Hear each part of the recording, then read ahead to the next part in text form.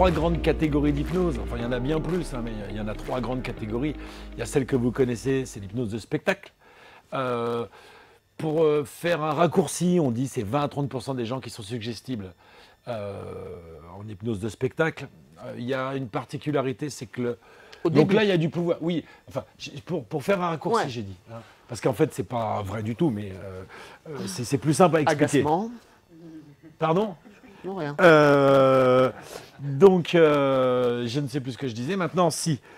Là, le pouvoir, en fait, il y a une notion de pouvoir que le client va donner à l'hypnotiseur. Voilà, c'est un accord tacite. Il y a une validation. Ouais. Il y a une demande et oui, donc on accepte. Pour se faire un gros délire, parce qu'en fait, on le voit dans les formations de speed, c'est des gens, ils se tapent des délires de fou, quoi. En catalepsie, du corps complet. Et s'autoriser à faire ça, jamais ils auraient imaginé 2 jours avant ou même 1 heure avant. Et ça change leur vie de s'autoriser à faire ça. Parce qu'ils ne font que des choses, bien sûr, qui sont en accord avec leurs valeurs. On ne fera jamais faire quelque chose à quelqu'un qui n'est pas d'accord de faire.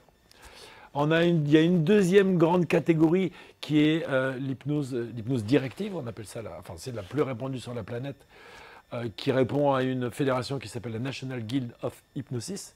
Là, c'est à 4, encore une fois, j'ai schématisé, on est à 80%, ça fonctionne avec 80% des gens.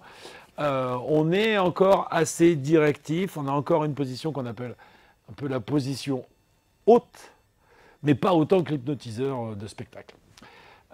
Et puis on a une troisième catégorie qui est l'hypnose ericksonienne, dont on parle en fait depuis un peu tout à l'heure quand même, de Milton Erickson, où là il y a une particularité qu'on retrouve aussi en PNL, c'est-à-dire c'est la position basse. Le thérapeute va se mettre dans une situation où il va faire savoir à son client que c'est le client qui a la maîtrise et que c'est lui qui sait. Ça, c'est quelque chose d'important. Il ne va pas dire « non, mais moi, je sais ce qu'il faut faire ». Et d'après vous, il va se positionner en ne sachant pas ce qu'il y a à faire parce que c'est le client qui a sa réponse, parce qu'il a son problème et sa réponse va aller avec, la solution va aller avec le problème. C'est vraiment une position vraiment particulière qu'on retrouve, il n'y a plus le truc là, mais qu'on retrouve, non, mais c'est bon. Qu'on retrouve en PNL, c'est la posture, c'est pour l'installation du rapport. C'est vraiment quelque chose de particulier et vraiment d'important, quoi. C'est la base.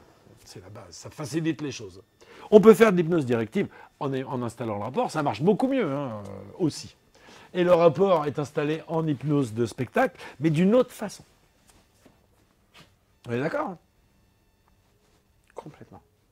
On a évolué aussi sur les formes d'hypnose.